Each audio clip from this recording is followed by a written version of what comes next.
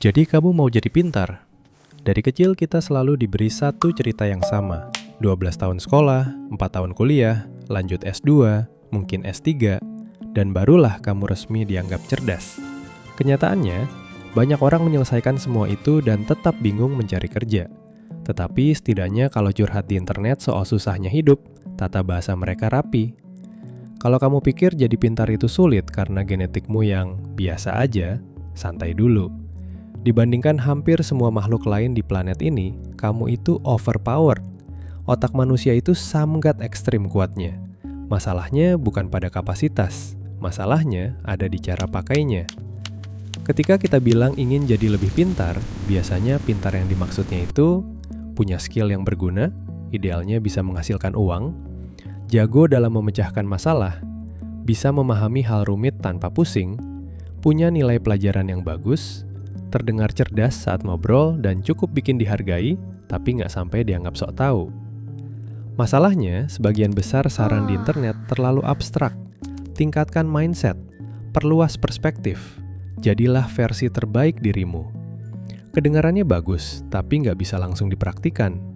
Kalau cari yang spesifik, biasanya kamu dapat daftar ini di internet. Makan blueberry, makan protein, minum kopi hitam, olahraga, tidur cukup, dengerin musik klasik, tes IQ. Semua itu memang bagus, tapi pada akhirnya, kamu tetap harus benar-benar belajar sesuatu. Lalu apa yang benar-benar bikin kamu lebih pintar? Jawabannya sederhana, membaca.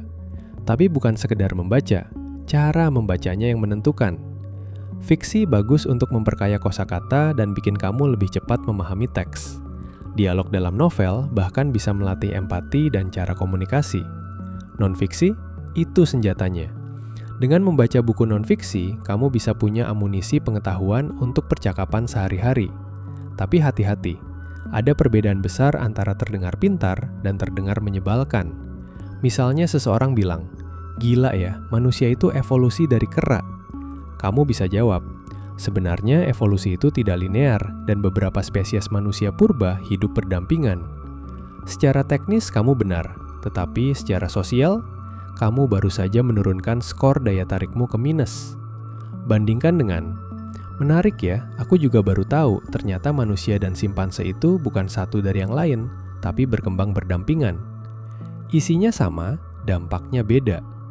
Pintar bukan cuma soal mengetahui, pintar juga soal menyampaikan tanpa merendahkan yang lain, dan orang akan melihatmu sebagai orang yang pintar dan bisa dihormati. Sekarang pertanyaan penting, bagaimana sebenarnya cara membuat otakmu benar-benar berkembang? Ini kuncinya, gunakan atau praktikan apa yang kamu pelajari. Otak itu efisien, kalau informasi tidak dipakai, dianggap tidak penting dan dibuang. Ada konsep terkenal, 20% usaha akan memberi 80% hasil. Lihatlah, itu sebabnya di awal dengan mempraktikkan ilmu apapun, progres akan terasa sangat cepat. Tapi tetap ada satu syarat yang mutlak, yaitu praktik bukan cuma mengetahui. Tidak ada orang yang bisa mengikat dasi hanya dengan menonton tutorial.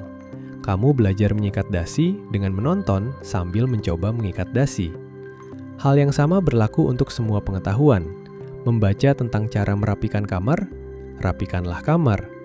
Membaca tentang teknik komunikasi, coba langsung di percakapan berikutnya.